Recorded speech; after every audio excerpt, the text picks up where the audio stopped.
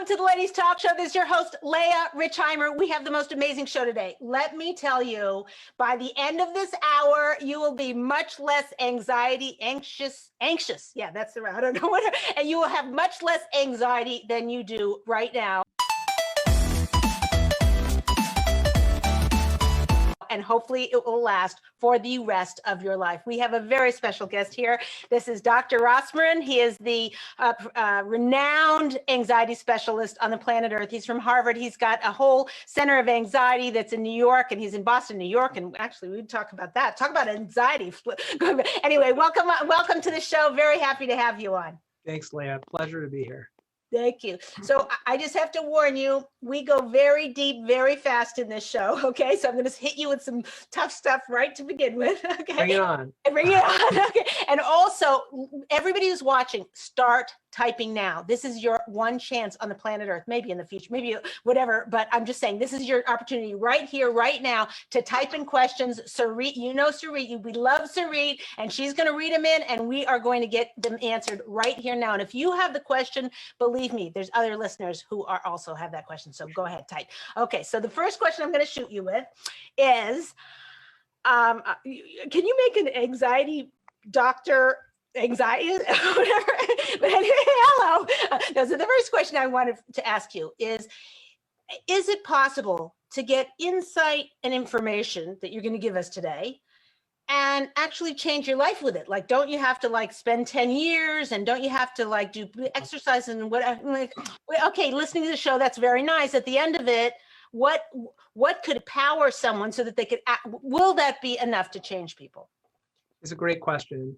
There's definitely a lot you can get out of even an hour of understanding what the current science has to say about anxiety and ways to manage it. It is definitely, I don't know about a 1 hour to change your whole life, as you said, but I do think that, there's even some data suggesting that a single session of treatment for something like panic disorder can actually create remission, which is long-standing for several years. Wow. So I think definitely worthwhile to hear about the topic, and it unfortunately is something a lot of people are dealing with today. And equally unfortunate is that most people don't know what to do, and the solutions are pretty simple. Did you hear that, ladies? The solutions are pretty simple. I love that line. We should say that 10 times. Scott, I'm hearing crackling on my speaker. If there's anything I can do about that. Anyway, okay. But I'm just going to go ahead and so let's figure out. So we're going to give 5 solutions today and then lots of other details.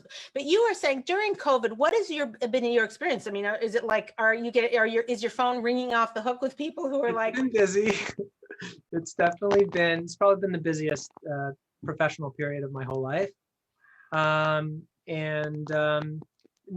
only in terms of patients, not only in terms of, clinical need, but also just in terms of public demand. There are a lot more people are interested in hearing about anxiety and other mental health issues. And there's been a lot more media demand for this kind of topic. Oh, you mean because everybody wants to know how to everybody wants answers and they want them now. Which is great. I mean, in one sense, that's kind of a silver lining of COVID, is that I think we're more emotionally savvy and aware than we ever have been. And there's more mental health, there's more acceptance of these issues than ever. So in some ways, that's a positive. Oh, that's interesting. And you had said something in our pre-show interview, you said that it's increased by 50%. I mean, how do they even measure such a number? There has been, the CDC takes these pulses. They'll do a pulse on people's emotional health as well as physical health.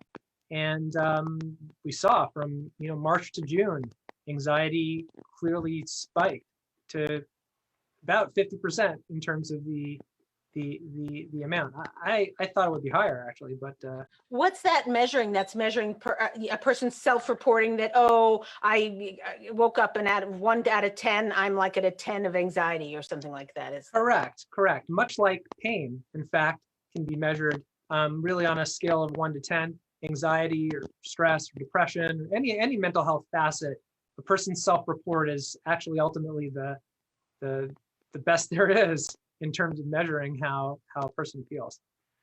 Wow. So, and before, so you're saying because of COVID and this, is it the stress of the unknown? Is it that people are being the mother, the wife, now they're the kindergarten teacher and the second grade Right. teacher and the fifth grade teacher and the teenager teacher, like whatever, is it just everything's hitting them at once? What does Doctor feel is the main thing that's causing it? Yeah, definitely the stress is higher, and that's been really unique to being in pandemic conditions, like you said, all of a sudden homeschooling. But I think you had another word in there, which in some ways is really, I believe, at the epicenter of anxiety, which is uncertainty. There's been more uncertainty than ever in the last, 8 months, 10 months. And that really is something that either people can cope with and they can be okay when you don't know what's going to happen next, or they can't. And that ultimately is the biggest predictor of anxiety. Can we handle things being uncertain? So you're saying uncertainty, that's like if you were to brush away everything else and this happening and that happening in your life, whatever, it's the uncertainty, not knowing that in itself is a powerful thing. I did not know that. It's a little more than that. Okay. It's, can you be okay with uncertainty? That's the epicenter of it. How does that relate to resilience? I know there's a lot of talk about resilience these days. Somebody who's resilient, resilience means no matter what comes my way, I know I'm going to be able to handle it. It might not be pretty, but I know that at the end of the day, it's not going to be the end. Wait, how do you get there? I don't, maybe that's a guy thing and women don't know how to do that. I failed to understand. Well, actually, I'm actually asking for friends. I myself have that, but I'm asking for friends how people should handle that. Now, how to get there are the solutions that we're going to talk about. But let's at least, define what the goal is to get to a place of being okay, not knowing what's going to happen next. Being okay with that uncertainty.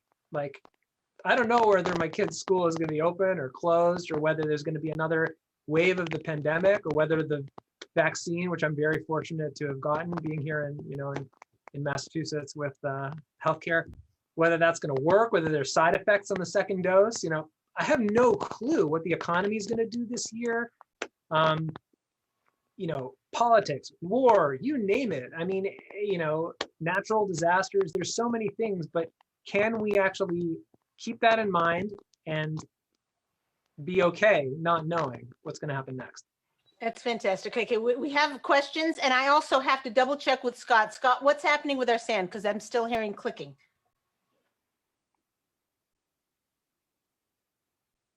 Me? Oh no! Oh no! But that wasn't before when for the pre-show. But okay, but the thing is that coming across? Is that being recorded? And is there a way to remove that afterwards? I just feel bad for people. It's hard to listen. Mm-hmm.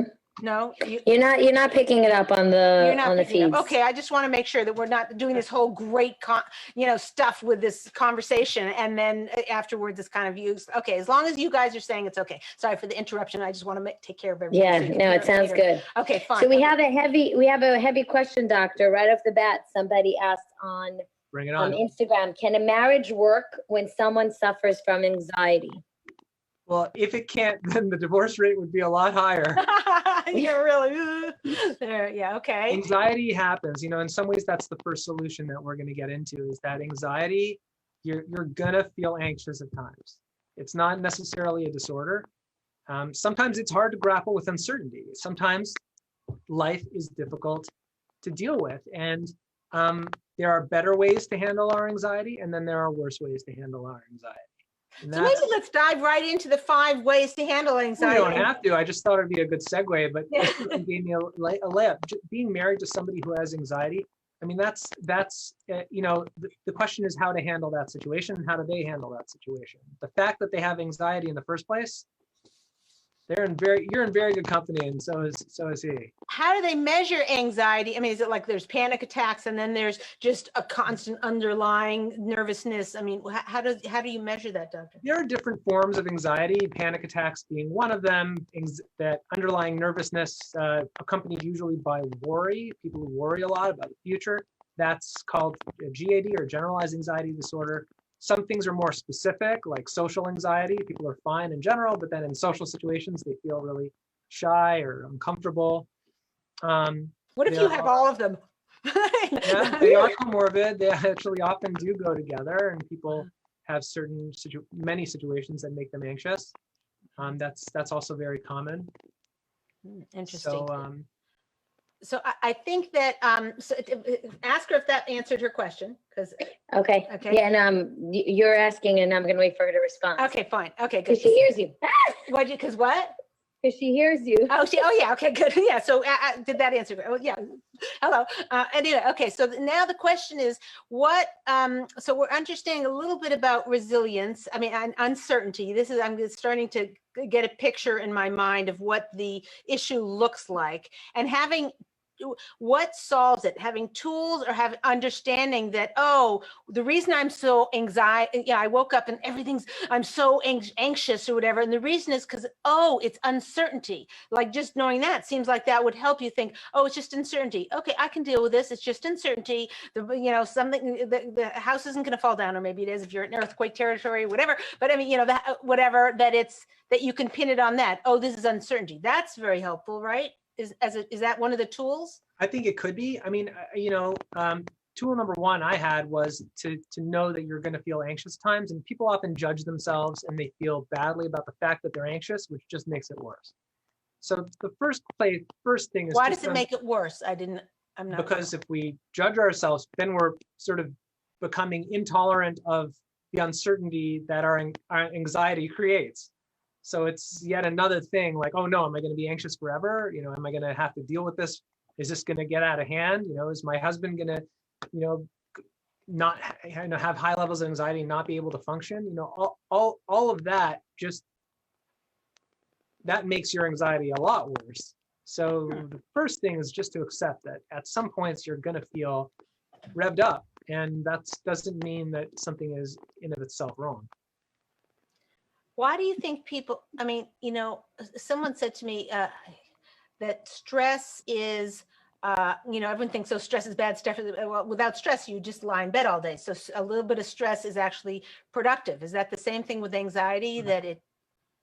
Yeah, I mean, to some degree, yes. To some degree, anxiety can definitely have benefits. But certainly it's not something in of itself to freak out about. Shouldn't make you more anxious, the fact that you're anxious. Right.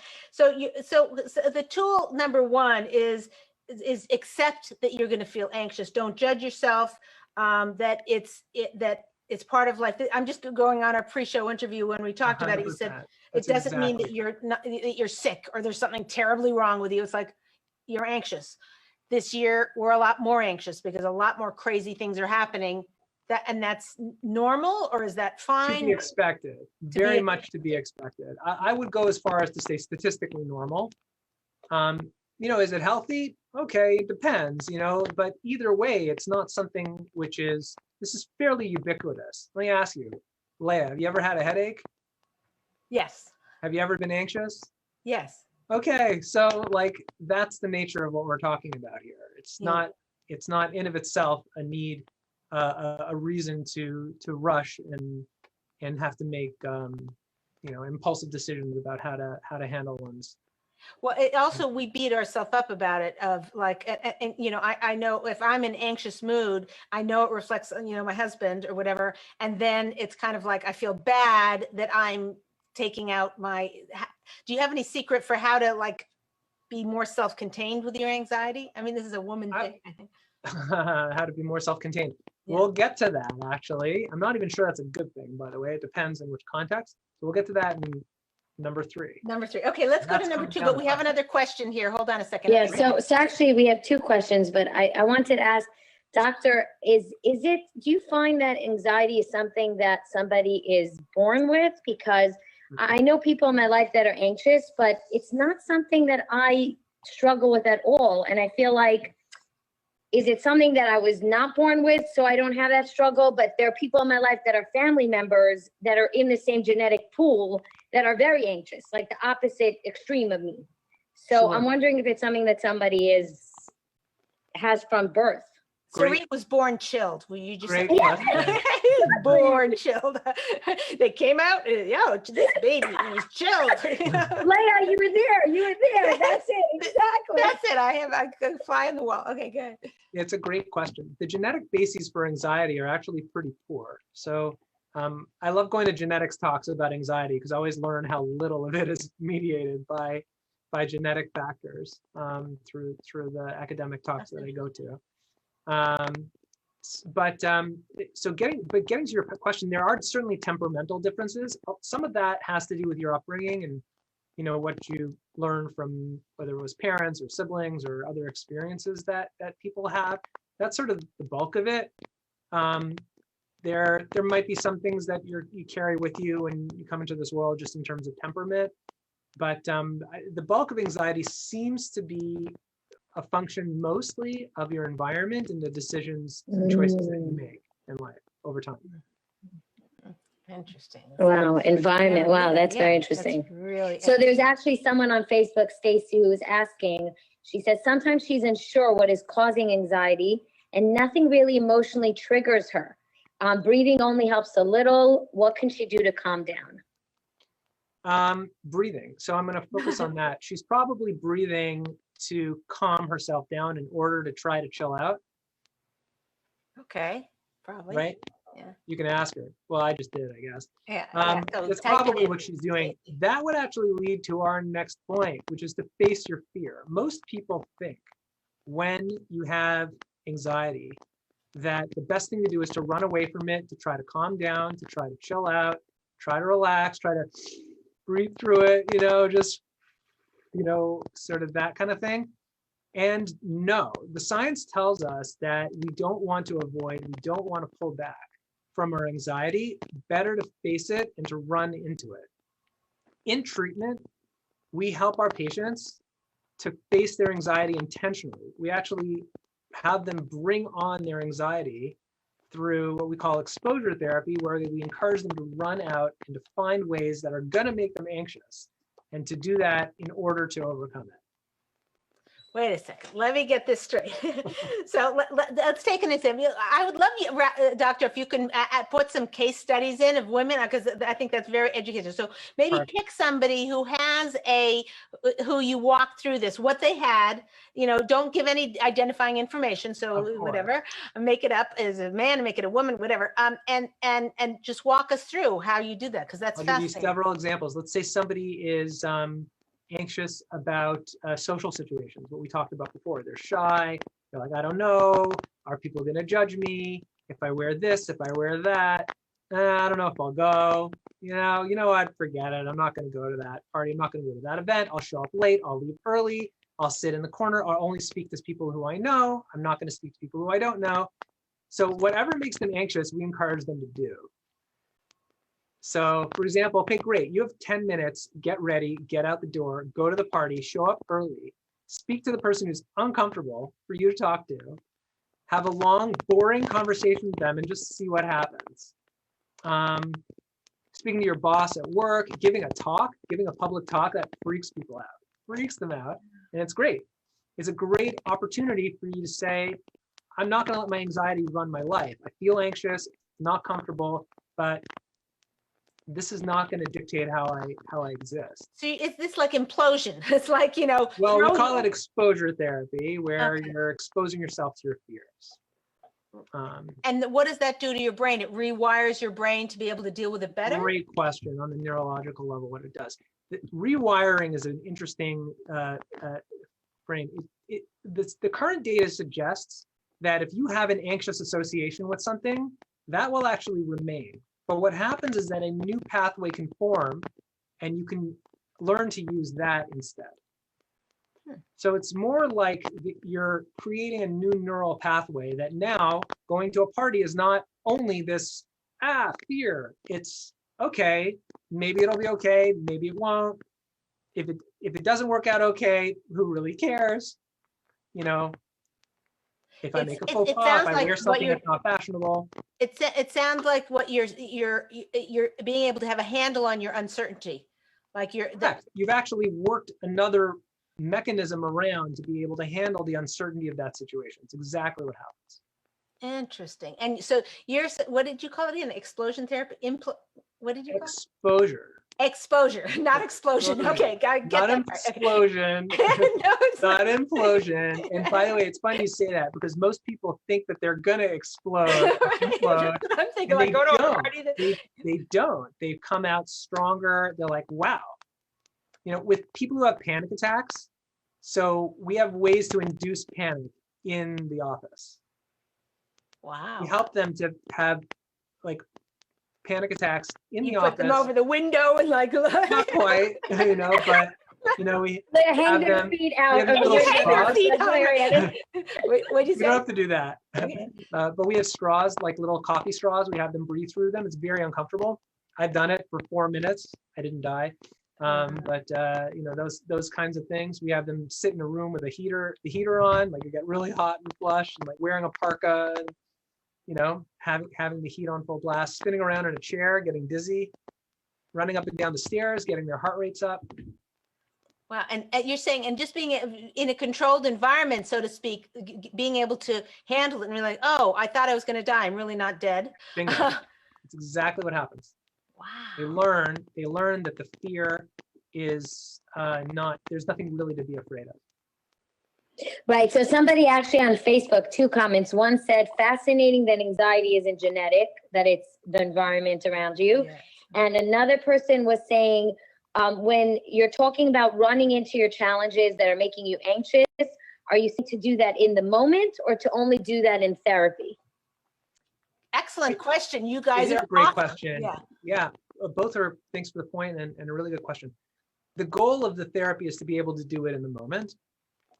If you can't do it in the moment, you might need a professional to help you with a couple of sessions. This is not long-term sitting, purging the demons of your childhood, complaining about your parents. You know, that's not how exposure therapy looks. This is a way of learning these skills and then learning to apply them in vivo in situations. And so you had said that people often avoid situations that they're afraid to do. And you're advising exactly the opposite. Correct. Under certain circumstances. I mean, of course, we wouldn't have anybody do something really dangerous. You know, if you're, you know, afraid of swimming with great white sharks, then great. That's not a problem. Right. Keep that one in place. But if someone's afraid of an elevator, I mean, or flying, specific phobias like dogs or cats, spiders, great. We treat people with those specific phobias in my office in 1 day. Wow, can you do spiders in 1 minute right now? I don't know if you'd want to do it in front of everyone, but Leah, welcome to come to New York. bugs in general. But I think then we wouldn't have a job for our husbands to do. That's I true. think we're gonna keep That the would bugs really here. be a big problem. Okay, I can't speak to that. But, if you ever did want to overcome it, then 3 hours of your time. And you basically imagine spiders crawling all over the wall and realize nothing happened to you? It wouldn't be necessarily imaginal.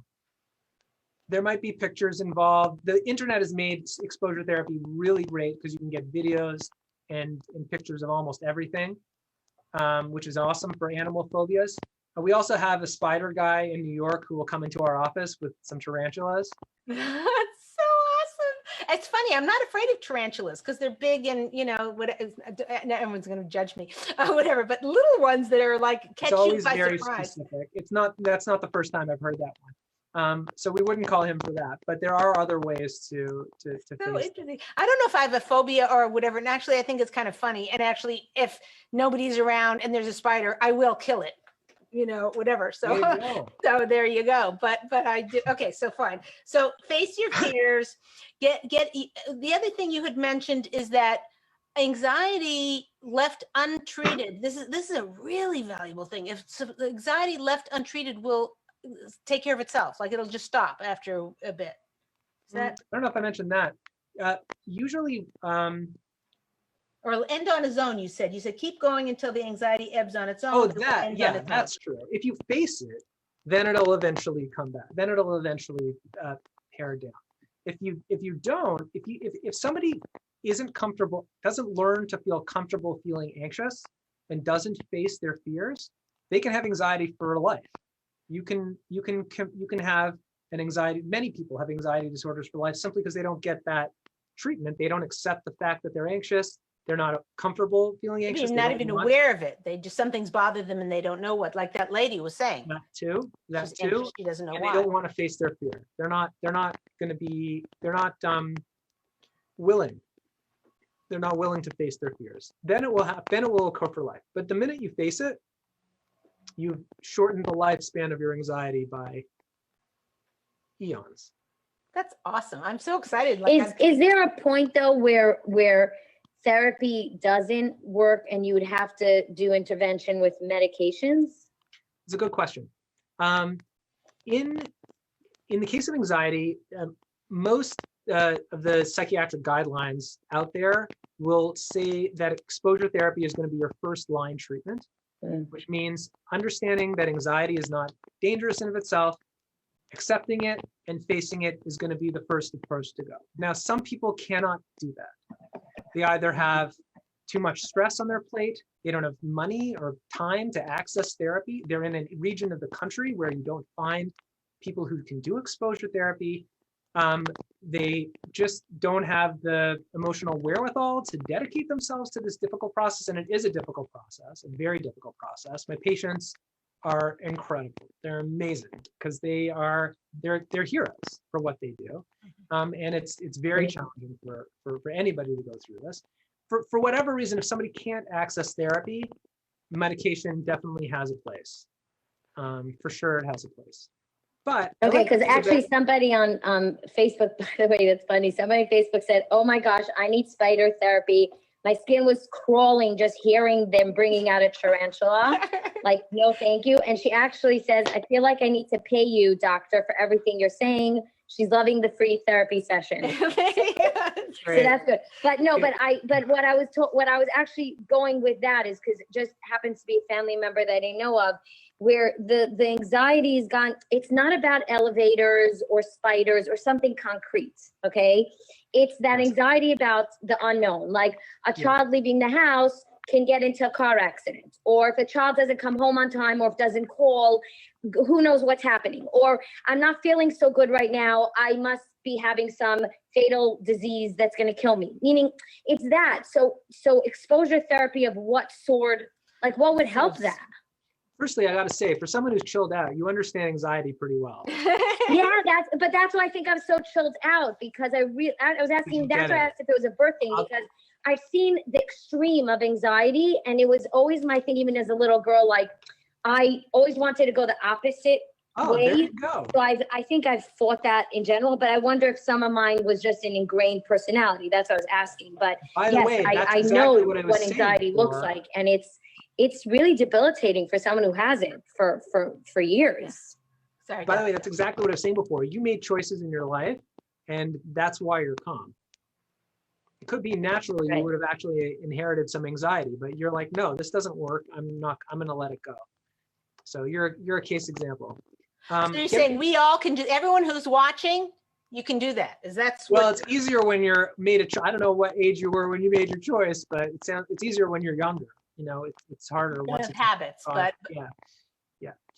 Getting to your question, how do you handle, basically you're talking about generalized anxiety disorder, where people are worried about various things, kids getting into an accident, medical issues, finances you didn't mention, but that's another one. COVID was like, oh my God, for worry and then some. We use exposure there too. People have to learn to think about, God forbid, terrible things that could happen to them. And the truth is, they could happen. And we don't like to think about it. It's not pleasant.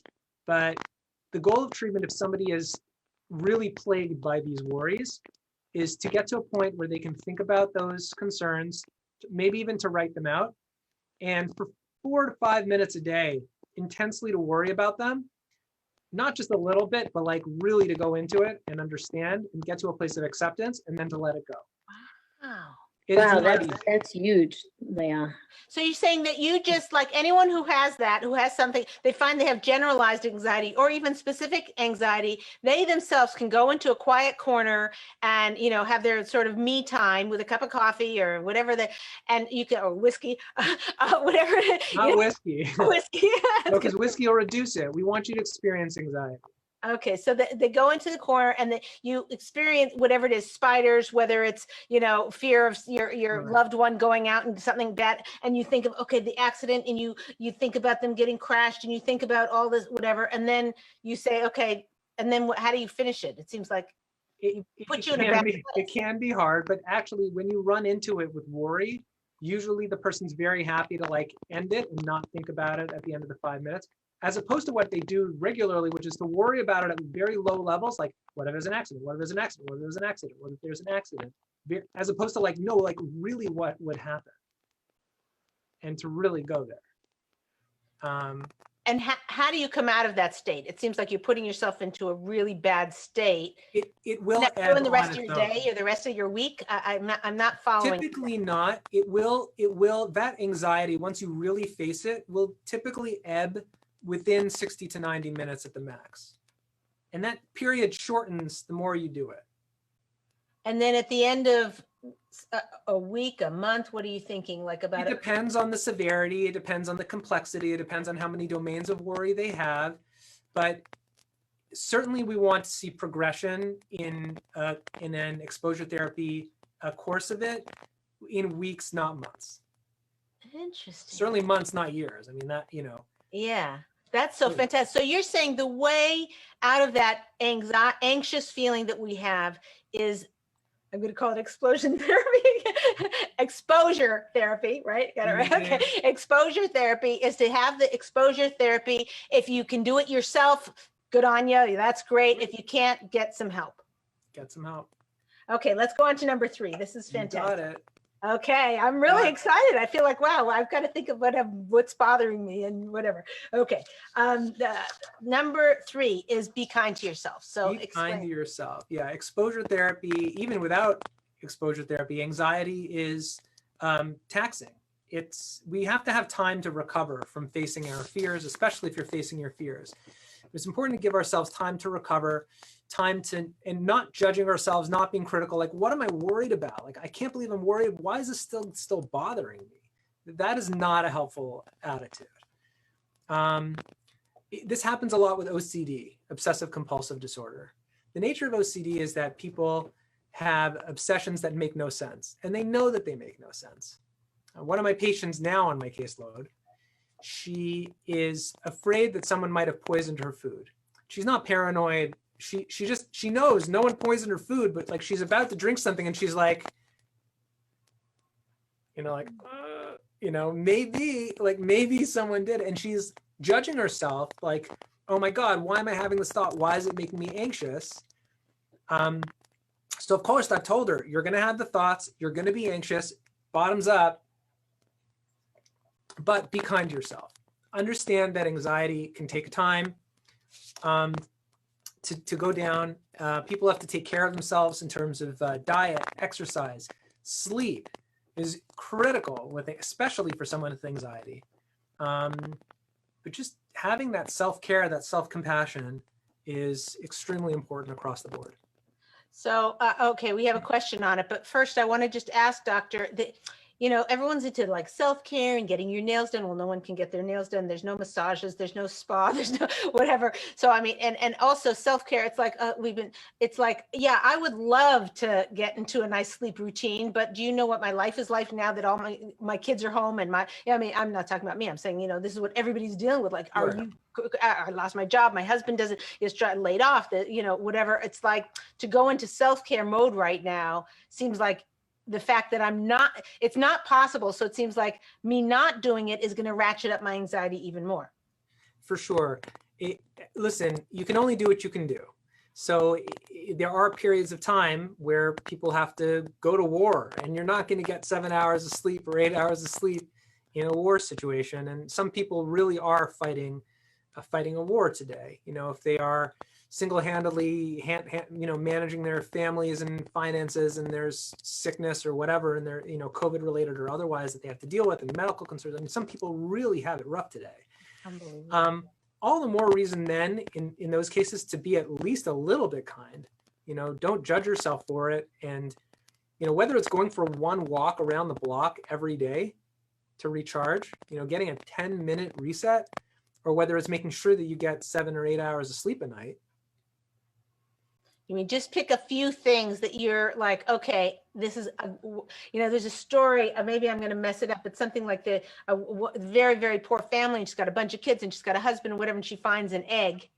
And she's like do I give it to the littlest baby who might need the egg? Do I give it to the oldest teenager? Maybe he needs this. Maybe my husband needs the strength. And then she looks at the egg, and then she eats the egg, and she says, I need the egg so I can take care of everybody else. Good. Good use of resources. What'd you say? Good use of resources. Yeah. Self-care is not selfish. Yeah, that's very good. Okay, what's the question? I'm sorry. Okay, so it's so funny. Somebody on Instagram actually wrote, they're getting anxiety just listening to this conversation. Which? This recommendation? About the spiders, the solutions. About all this like things, sitting for 5 minutes and thinking about the worst disease that can happen to you. And I mean, all these things for someone who's anxious, this is like opening up a Pandora's box. I hear. But solutions anxiety, are good. We got another 2 to go. We're going to give you solutions. You'll walk out of here. What's good about this is not this Pandora's box though. All the stardust settles. That's the difference. What does that mean? Pandora's box, right? Everything goes crazy, but things actually do settle down if you open up this box. When it comes to anxiety, you got to open the box. You got to open it up. It's the only way you're going to deal with it. You can't keep it contained and in and stuck there. It will eat away at you forever. But if you open it up and it's like, then it does eventually settle down. But I mean, like opening it causes a lot of anxiety. 100%. Then having the information and the tools and working it out and thinking it through and whatever. Correct. Then like 2 weeks or a month from now or 6 weeks from now, you got a whole new life. The progression is this. People come into my office and they're at this level. Their anxiety after a couple sessions is like this. And then eventually it's like this. And then that's what we want to see. And then down here. I'm in for that. That's pretty good. Okay, what's the question, Sarit?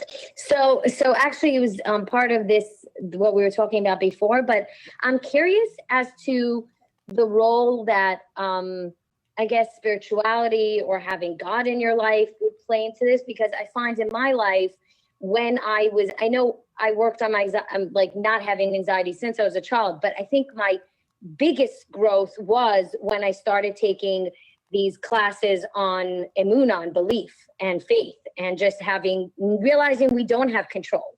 And the minute I let go of that, I remember during COVID, a friend of mine calling me up at the beginning time saying like, Ron, go get toilet paper. You got to stack, you got to fill up the toilet paper. It's going off the shelves, and paper towels you're not going to have. And I looked at her and I said, it's so funny. For me, this actually taught me that I never had toilet paper. I only had toilet paper because God wanted me to have toilet paper. I was never in control of toilet paper being on the, in the aisles, in the stores. This just showed me that I never had control, and I don't have control now, and that's fine. When I need toilet paper, I will have toilet paper. So I find that was very strong for me. I'm wondering if there's a connection. And it's funny because that happens to be one of the, Dr. Rosmarin actually happens to be world renowned on how spirituality and mental health co-infect. So it's right on target. Yeah, happy to speak about it. Spirituality is definitely understated. It's been underemphasized in the literature. And I've definitely found it's one of the best ways to be able to tolerate uncertainty. To be able to face those fears, to have the strength to be able to move forward. If people are coming from a spiritual place, they can be much more accepting of that which is out of their control, and accepting of maybe difficult situations that they think, well, this isn't great, but maybe there might be a rhyme and a reason, something positive behind here. So I 100% agree with you. So what would be a take-home message for our viewers of how to use that, your research and the studies that you've done to practically, work in their day-to-day life to help them with anxiety? I would say a couple of things for people who are spiritually inclined. Well, here's a pitfall. Sometimes people who are sort of, sometimes people might only think positive. They don't want to think about anything negative, and they associate that with being spiritual. I'm not sure that I agree. I think that if we see spirituality as a resource to be able to deal with the vicissitudes of life, that's extremely powerful, as opposed to using it as a way of avoiding challenging circumstances. That's so interesting. Wow, that's cool. No, that's very interesting. Yeah. So Is using can as you an say that avoidance. in a way that It everybody? can be used as an avoidance, correct, in certain cases. But you're saying rather than you mean a way to avoid internal work on whatever's troubling you. Correct. So, But you can also use it as a catalyst to move forward and to face very challenging situations. because you have God to In fact, rely. there's actually data on it that patients who have religion and spirituality in their lives prior to exposure therapy, they go through exposure therapy, their treatment benefit, they gain more out of treatment than patients who don't have that belief. I mean, the before and the after of somebody who's spiritual in their life, the after versus is someone who isn't. way better. Interesting. That's amazing. Someone did that study and that came up with. I did one of those studies actually here in Boston with regards to depression, but there's been some other studies specific on panic disorder that have been done. Wow. And so having God in your life and relying on being more chilled and, whatever, that will actually help you do whatever work you need to ratchet your anxiety. It can. It can. And what the goal is, from my understanding, the goal here is resilience, which I'm to correct me if I'm wrong of my understanding of what you're saying. Resilience means being able to deal with uncertainty better. Yeah, I think resilience is probably a broader term, but yes, the goal certainly is to be able, for dealing with anxiety, the goal is to be able to tolerate uncertainty, things that we can't know, things that we can't control, things that we can't understand, to be able to learn to have equanimity in those circumstances. That's fantastic. Well, Leah, somebody asked if people I want to get to number 4. Oh, I'm sorry. Okay. Oh, yeah. Okay. Go ahead with your No, question. No, totally. Go. Okay. Sorry. Whoever It's just just wrote. this person's like asking, did you ask my question? I'm like, okay, I'm going to get to it. Okay. Ask and then we'll do number 4. Get to her. Okay, perfect. Okay. Maybe I'll be the answer in there, hopefully. Okay. When people have had huge issues in life, this person found they coped better with Corona. Is that true? Is there a study on this that someone who's experienced heavier issues in life, like real issues, was able to better cope with Corona? Great point. I'll tell you, I didn't see any research on it, but I did notice. And in fact, I wrote an op-ed for Prevention Magazine called The Blessing of an Anxiety Disorder, which is about this very topic. And it was published sometime in 2020. I forget, April or May or so, which basically I found that I'll tell you my own experience. In the first days of the pandemic, I'm like, man, I have an anxiety clinic. We have 1,000 new patients a year, like 40 staff. Like, I don't know what's going to be. Like, maybe anxiety is going to hit new levels. Like, are people going to be, like, how are we going to handle this? And then over time, I realized that actually I wasn't nervous and anxious about it, but I certainly noticed that, like, I had the question in my mind, like, what's going to happen? And over 2 to 3 months, I actually noticed that many of the patients who had anxiety disorders were faring better than people in the general public, because they understood anxiety is normal. I'm not going to judge myself for it. And when I feel anxious, I'm going to face my fears. And those were exactly the tools that they needed to weather through quarantine. I'm loving that, because it makes it feel like, I don't know, like they have a superpower, it's like, that's just by doing the work that you're suggesting all of us can do just in our own home 5 minutes a day. That's awesome. Okay. Yeah, depending on your level of anxiety to begin with and your current circumstances, it could potentially be as few as a couple minutes a day. Yes. That's totally exciting. Okay, let's get to number 4. Anxiety. Okay. Yeah, you can go with it. Want me to say it or you? Yeah, you say it. It's your words. I just wrote down what you said to me. Leah, whatever you want. So I'll say it. Anxiety should bring people closer together. And this is a very important I think potentially, especially for ladies who are Shocking. more emotionally more relationally in tune than us guys. But when you feel anxious, it's important. Well, you can't do this with all partners, but at least to have someone, a friend, ideally your partner, you can go to, allow them to be there for you. A lot of people don't want to show their vulnerability. They don't want to show their anxiety. They don't want to show that they're uncomfortable. They don't want to rely on someone else. That is typically not a good set of choices to make. You don't want anxiety creating distance in a relationship. That can make things precipitously like a lot worse. That it seems natural that would happen. I don't even, it's like not even in my vocabulary to understand what doctor is saying, because it's like, of course you're anxious and you just push people away. Like what's the alternative? No. Reach out and say, hey, I'm feeling really anxious right now and I need help. What are you anxious about? Well, here's what I'm anxious about. There have to be people in your life that you can go to and you can speak about. If that needs to be a therapist, then do it. But if it's there probably are more people. Usually when you rely on people, they'll be there for you more than if you don't. Say that sentence again. People need to hear this. That's gorgeous. If you rely on someone, they're more likely to be there for you than if you don't rely on them. Wow. You don't rely on someone, they're not going to be there for you. By the way, Leah, you say that about marriage. You're like, if you don't allow yourself to be vulnerable, but you say that all the time, if you don't allow yourself to be vulnerable with your husband and tell him I need something from you and I need you, you block out so much of the relationship. Yeah, it's so true. But this is this gorgeous twist on what you think would be the opposite way around. Like if you rely on them, then when you really need them, they're going to be like, oh, it's her again, the cry wolf, But you're saying if you rely on them, it trains the relationship so that you can rely on them more. Correct. That's awesome. Honey, I'm having a really, really tough time today. I'm feeling very anxious. I just wanted to let you know about it. Can we talk about it later? So what if I have actually a student who is very anxious about finances, and the worst thing you can do for a husband is say, I don't trust you that you're going to make enough money, or that it's going to be, not the worst thing, but I'm just saying, in other words, that now it's pulling the rug out from under his feet. He feels like you're. Depends on how it comes across the bow. If it comes across as anger, like, I need this, then that's not showing vulnerability. That's showing superiority. And that's not helpful. What we want is, I don't know why, but I feel really anxious about money. And I totally trust you. I totally believe in you. But I don't know why. It just makes me so uncomfortable. Can you please comfort me? Can you be here for me? Gorgeous. That's gorgeous. Those of you who have this, and I'm sure a lot of them, finances are a big thing, go rewind the tape and write down word for word what Doctor just said and say that exact thing in that exact tone to your husband.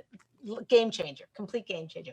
Okay, so you said that for anxiety in a marriage, it should bring people closer. And you said, so how do you do that? So you're talking about getting comforted, showing vulnerability, all of that kind of stuff. How does this play out on a day-to-day level of how do women do that, basically? How do women do that? So a couple things. When you're feeling anxious, your partner, at least a friend, somebody needs to know about it. Don't suffer alone. Don't suffer alone. It should be the kind of thing that enhances your friendships. I don't know about you, Leah, but like when someone calls me up and says, hey, I'm having a really hard day, I feel good about myself because they reached out to me. And I'm going to prioritize their call on the way home or whenever it is, whenever I have an opportunity to do so. I think most people are like that. Independence, and that is toxic for relationships. We want to get to a place of interdependence where we need each other. Say that again. My wife, I'd be finished. I have a whole thing on independence. This is my book, Marriage Secrets, whatever. And I can push it all I want because all the royalties go to Shalom Bayis to help people in their marriages. So I can be very obnoxious. But I have a whole section on that, on exactly what you're just saying in terms of that exact topic. Oh, hold on. Wait. Sarit has a thing. I'm sorry. Great. No. definitely let him continue. I Okay. actually, someone's asking about making sure that they get all 5 points in. They want to make sure we cover all Yeah, 5. yeah. We're on Someone's number. anxious that I'm not going to be Okay, able to handle it. Right, yeah, exactly. Yeah, they're like, there's only a few minutes left. I hope he's going to cover But all hold of on, them. I'm Sari, like, what was the point that I was pointing about this, the chapter that I had? Oh, interdependence. Independence. Yeah, you Yeah, were talking about that. Yeah, interdependence. yeah, yeah. Mhm. So yeah, so the thing about independence, that's the big thing in America is in the Western And society. look at our divorce rates and look at our levels of anxiety and look at our levels of depression, and we're dying. I mean, there's a mental health epidemic, which is far greater than any other epidemic that we've ever had. Wow. It's not a healthy society at all. And it's because people aren't able to, they're trying to be independent and This is interdependent. definitely a big part, big part of it, a huge focus and a huge issue for our society in general. All right, so let's go on to number 5. But the basic thing for bringing close is that when you're feeling anxious, I'm just going to paraphrase a little what we were saying. When you're feeling anxious, the immediate knee-jerk gut reaction you're going to have is to push people away. First and foremost, your husband, but then, your friends and whatever. You're like having an anxiety moment, It's like, leave me alone. The kids leave me alone. Like, don't you get it? I'm overwhelmed. I'm whatever. And you're saying it's exactly the opposite. That's when we should be reaching out. Reach out, tell people you're anxious, tell them you're having a hard time. Don't judge yourself. Allow yourself to feel that way. And what if you're such a perfectionist and you want everyone to think that you got it all together? You're probably going to be anxious. Because you don't have anybody to rely on. Yeah, perfectionists are in serious trouble. Really? Before we go on to number 5, give us, what do they do? They're perfectionists. Other people that are perfectionists that might need to hear this, so like what can a perfectionist do if they're The reality is no one's a perfectionist because no one's perfect. You're going to mess up sometimes. The only question is, are you comfortable and able to accept that and share it with others, or does it become a big shame thing? In the latter case, you're going to have anxiety. So how does somebody who has that get over their anxiety? I mean, all the things you already said. Do things imperfectly on purpose. Of course, I wished I had thought of that. I wished I had put you to. That's right. Do things imperfect. Write this down. If you're a perfectionist and you're crazy anxiety perfectionist, write down what doctor said. Do things imperfect on purpose. So you're telling me, like, if you have like you're putting your kids' crayons away and they're red, orange, yellow, green, blue, purple. Do it. At least one of them has got to be out of place. That causes me anxiety, doctor. Let's be real. I'm only kind of half joking, but no, I'm from yucky family. We're all like, it means a little bit perfectionist, whatever. Anyway, so you're saying do things, go out of your way to do. That's gorgeous. Okay, let's go to number 5. Go ahead. You can. 5, also an interpersonal aspect, which is when your partner feels anxious, help them to open up. Often, especially guys, feel very uncomfortable speaking about their anxiety, feeling anxious, talking about it, and just saying, hey, I noticed something's a little bit wrong. Is something on your mind? Providing that open, non-judgmental space for them to rely on you can really enhance a marriage in very important ways. It's so much so that the anxiety on both sides can actually increase the bond between the couple. Anxiety does not have to get in the way. Sentence again. I'm sorry. Can you say that sentence again? That's mind-boggling. Anxiety does not have to get in the way of a marriage. In fact, it can actually enhance your bond, because if at least you can show your anxiety to your partner and they can show it to you, even if everybody else on planet Earth thinks you're perfect, then the two of you can comfort each other and be close. It's a great way to develop a relationship. Wow. Be real. It's sharing. So what if you're sharing your anxiety with your husband, he is going to take it personally. Like, I'm worried because whatever it is, the house isn't going to be, the garbage isn't going to be taken out, and are they coming early on because it's a holiday and whatever. It depends on how it's shared. If it's shared as, what are you doing? You're not taking the garbage out. There's a holiday coming. Like, why don't you get your act together? Holy moly, don't you understand? That's not anxiety. That's anger. That's criticism and anger, as opposed to, sweetie, I'm freaking out. And it's like just me, and I know it's me, but I need a hug. I need you to help me out. I need you to understand that I'm having a really hard time. Or I know that I see that you're having a hard time and I want to be there for you. I'm not just going to tiptoe around you and make everything better. I want you to actually open up to me and have a conversation about it. So, and just one, can you give us one more example of something how you would get your husband to open up? Because I get this and I think it's powerful, but I think guys are such, like I'm a guy and whatever. I find it almost implausible that they'll have the tools to be able to get the husband to share. Yeah,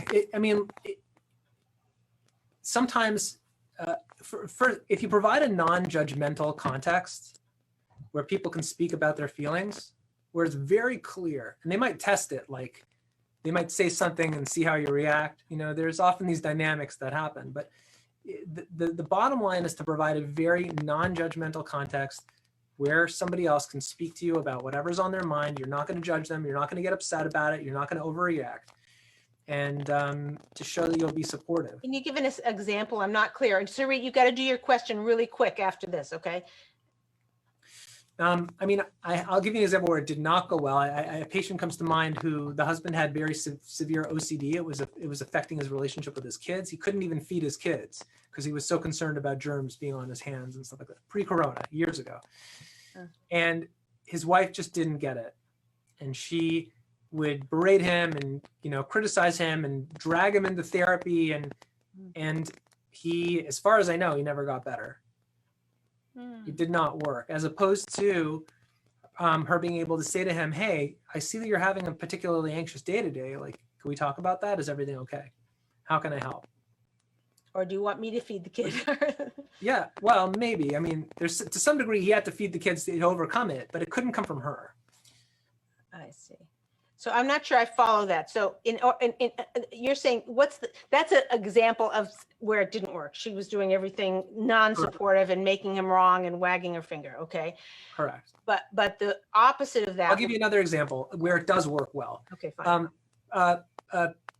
Post-traumatic stress disorder, which we haven't spoken about, so it's actually good to kind of close on this. Yeah. A lot of veterans coming back from OEF, American veterans coming back from Afghanistan, when they open up to their partners about what they saw, what they went through, they are much less likely to develop PTSD. They're less likely to develop substance abuse disorders. They're less likely to exhibit anger with their families because their partners know that they went through war. And they're like, oh, sweetie, you're getting triggered. Let's talk about it. Okay. And we have a conversation about it. It's exactly the type of support that veterans need. That is such a lesson for us in living normal life. And oh my gosh, that was worth the whole show. Okay, ask your quick question and we got to sign off. Yeah, no. So someone just asked if the doctor could just give a quick tip on the day-to-day of now dealing with COVID, and supposedly there's a new strain coming, even with the vaccinations. How does someone cope? And then I want to tell people how to get in touch with doctor. Okay, so go ahead. The reality is COVID could get a lot worse, or it could be over next week. We have absolutely no clue. And if 2020 taught us anything, it's that we need to deal with uncertainty. The only way to deal with the rest of the pandemic, however long it will last, is to accept that we are just not in control. We have no clue what's going to happen, and to learn to accept this and whatever's coming down the pike next. Just said like a real expert maven on the planet on this. Doctor, you have a book. What is the latest book? We have a link below. It's called The Connection Paradigm. Wait. Oh yeah, it's coming out this month with Templeton Press. What's that? The Connection Paradigm, which has some of this material in it, but it's more on my spirituality and mental health side, that aspect of my career. And they can go to Amazon to get it. It's on Amazon. The Connection Paradigm. Pre-order at Amazon, yes. Pre-order on Amazon, and they can get in touch with you through the Center of Anxiety. Centerforanxiety.org. Centerforanxiety.org. You can go there and click in, and you can also Google him and look up articles that he's written. It's been so eye-opening, so interesting. I myself have learned a lot of stuff that I did not know before. I'm very excited to implement right now. I'm going to go use my family as case study. No, really, really appreciate you coming on and sharing your incredible wisdom with us. And good luck on your book, and good luck on the studies. A lot of myriad studies and articles and everything. You're all over the press now and all over the news. So we appreciate you taking the time to, the Ladies Talk Show. We're a very, very special group of ladies, and we're really going to take to heart everything that you've said, and hopefully implement it right away to be closer to our husbands. So very, very grateful to you. Thank you for coming on the show, Doctor. Thanks for having me. Okay, thanks a million. Okay, stay tuned.